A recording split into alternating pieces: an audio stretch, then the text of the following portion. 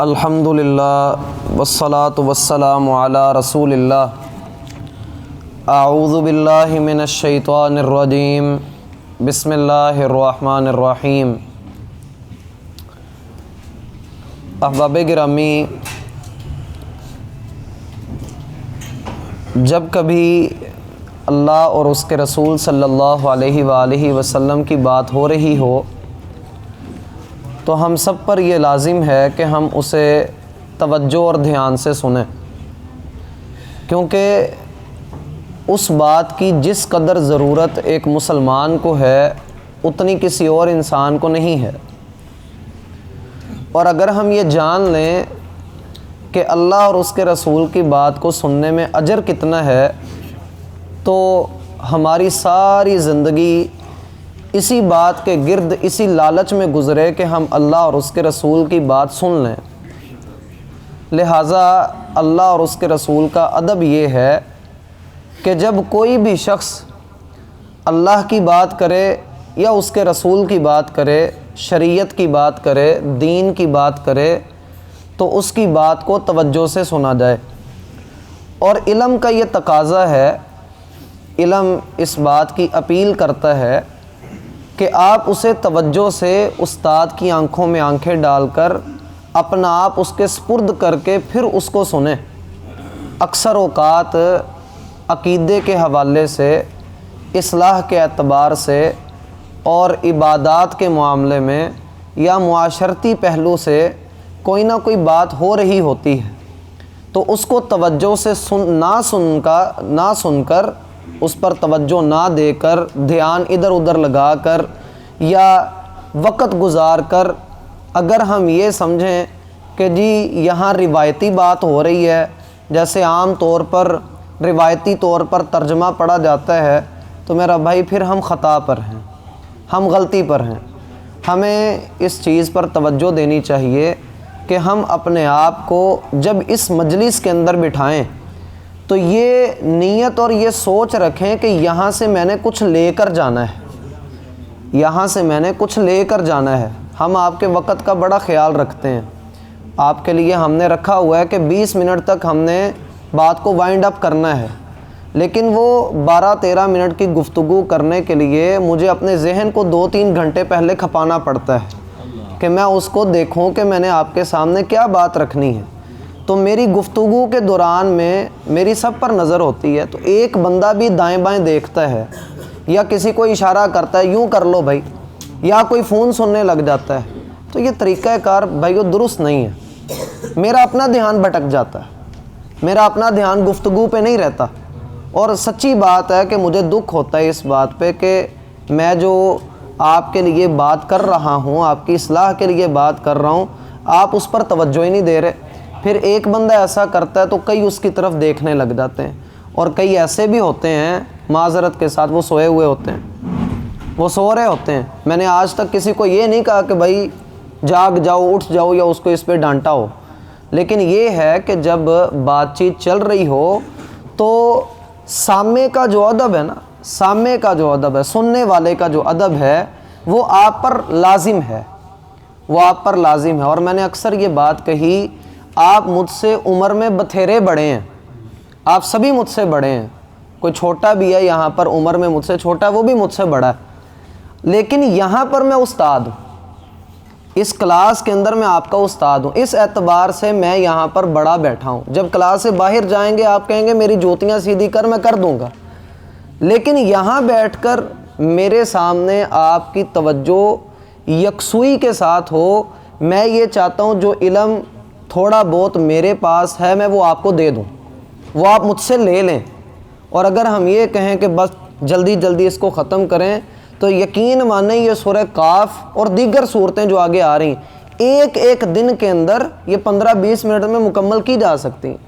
لیکن اصل چیز یہ ہے کہ کہ ہم اس کو مکمل کرنے کی طرف توجہ نہ دیں، بلکہ یہ دیکھیں بھلے ایک آدھی آیت ہی سیکھ جائیں لیکن کچھ ہمارے پلے پڑ جائے، کچھ ہمارے پلے پڑ جائے۔ تو میں امید رکھوں کہ بھائی میری طرف توجہ رکھیں گے انشاءاللہ۔ اللہ تعالیٰ آپ کو برکت دے۔ آیت نمبر 27 کے بارے میں ہم بات کریں گے، اس کو پڑھیے۔ قال قرینہ، اس کا شیطان ساتھی کہے گا، ربنا، اے ہمارے رب، ما اطغیتہ، میں نے اسے سرکش نہیں بنایا تھا، ولیکن کان، اور مگر یہ خود ہی، فی ضلال بعید، بہت دور کی گمراہی میں تھا۔ ہم نے پڑھا کہ قیامت والے دن انسان اللہ کے حضور جب پیش کیا جائے گا تو انتہائی ذلت اور لعنت اس کے اوپر پڑ رہی ہوگی۔ اس کا چہرہ سیاہ ہوگا کیونکہ اس نے دنیا کے اندر سیاہی ہی کمائی۔ وہ رات کے اندھیرے میں بھی گناہ کرتا تھا اور دن کے اجالے میں بھی اللہ کی نافرمانیاں کرتا تھا، اور اسے ڈر نہیں آتا تھا کہ میری قبر کس قدر اندھیری ہو چکی ہے اور قیامت والے دن میرا ظلم، میرا گناہ مجھے کتنی بڑی ہلاکت کے اندر لے کر جانے والا ہے۔ وہ یہی خیال کرتا تھا کہ جو کچھ میں کر رہا ہوں یہ کسی ریکارڈ میں نہیں ہے، جبکہ اللہ تعالیٰ نے اس کے ساتھ 2 فرشتے جوڑ دیے جو اس کی برائیاں اور اس کی نیکیاں لکھا کرتے تھے، اور جب اس کی موت کا وقت آیا تو اس کو بھاگنے کا، فرار ہونے کا کوئی ذریعہ نہیں ملا۔ اب جب یہ اللہ کے حضور پیش ہونے لگا تو پچھلی آیات میں آپ نے دیکھا کہ اللہ تعالیٰ فرماتے ہیں کہ ہر شخص کے ساتھ جو کافر ہے، ناشکر ہے، خیر کا راستہ روکتا ہے، بھلائی کے راستے سے دور بھاگتا ہے، حد سے گزرا ہوا ہے، اللہ کے دین میں شک کرنے والا اور اللہ کے ساتھ شرک کر کے اپنی خواہشات کی عبادت کرنے والا، اپنے نفس کا پجاری، ایسا شخص جب قبر سے نکالا جائے گا تو اس کے پیچھے ایک ہانکنے والا فرشتہ لگا دیا جائے گا جو اس کو ہانکے گا اور اس کو ذلیل کر کے اللہ کے حضور پیش کیا جائے گا، اور ساتھ ہی ساتھ اس پر ایک گواہ بھی ہوگا کہ اللہ زندگی کے اندر یہ بندہ یہ حرکتیں کرتا رہا۔ اب جب وہاں ظلم ثابت ہو جائے گا تو فرشتوں کو حکم ہوگا، القیا فی جہنم، تم دونوں اسے پکڑ کے اب جہنم میں پھینکاؤ۔ تو جب اسے جہنم میں پھینکا جانے لگے گا تو انسان اس وقت بولے گا اور اللہ تعالیٰ سے مدد طلب کرتے ہوئے کہے گا، ربنا ما اطغیتہ، اے میرے رب، میں نے خود سے کوئی سرکشی نہیں کی، میں نے خود سے اے میرے رب کوئی سرکشی نہیں کی، بلکہ یہ شیطان، ولیکن کان فی ضلال بعید، یہ شیطان دور کی گمراہی میں تھا، اس نے مجھے ہلاک کیا،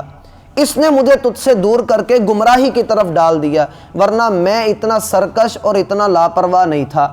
انسان یہ کہے گا۔ دوسرا معنی اس کا یہ ہو سکتا ہے قرآن کی دیگر آیات کو پڑھ کر کہ وہ شیطان کہے گا، ربنا ما اطغیتہ، اللہ میں نے اس کو گمراہ نہیں کیا۔ ایک طرف ہے کہ بندہ کہے گا کہ اللہ میں گمراہ نہیں تھا، دوسری طرف ہے کہ شیطان کہہ رہا ہے، اور لفظ بھی یہی ثابت کر رہے ہیں۔ وہ کہے گا، قال قرینہ، شیطان کہے گا، ربنا، اے ہمارے رب، ما اطغیتہ، میں نے اس کو گمراہ نہیں کیا، میں نے اس کو سرکش نہیں بنایا، ولیکن کان فی ضلال بعید، بلکہ یہ خود دور کی گمراہی میں پڑا ہوا تھا۔ ایک آدمی دوسرے کو یہ کہے کہ فلاں کو قتل کراؤ اور وہ قتل کرنے چلا جائے، پھر قتل بھی کر دے اور ساتھ ہی ساتھ یہ کہے میں نے نہیں کیا، اس نے کہا تھا۔ بندہ پوچھے تو روٹی کو چوچی کہتا ہے یا تو لقمہ ناک میں ڈالتا ہے؟ تجھے نہیں پتا کہ عقل والی بات کیا ہے اور جہالت والی بات کیا ہے؟ بندہ یہ کہے کہ میں نے گناہ نہیں کیا، شیطان نے مجھے گمراہ کر دیا، تو بندہ پوچھے کہ شیطان کو تو اللہ نے اتنی طاقت دی نہیں کہ وہ کسی کا ہاتھ پکڑ کے اس سے گناہ کروا لے۔ اللہ قرآن میں کہتا ہے ان کید الشیطان کان ضعیفا، شیطان کی جتنی چالیں انسان کو گمراہ کرنے کی ہیں سب کی سب کمزور ہیں۔ اللہ کیا کہہ رہا ہے؟ سب کی سب چالیں کمزور ہیں، اور بندہ کہہ رہا ہے میرے اوپر شیطان کا بس چل گیا۔ تو قصور کس کا ہوا؟ انسان کا اپنا، انسان کا اپنا قصور ہوا۔ انسان گھر کی حفاظت کرے، سارا گھر بنا لے، دروازہ ہی نہ لگائے، تو اس نے تو گھر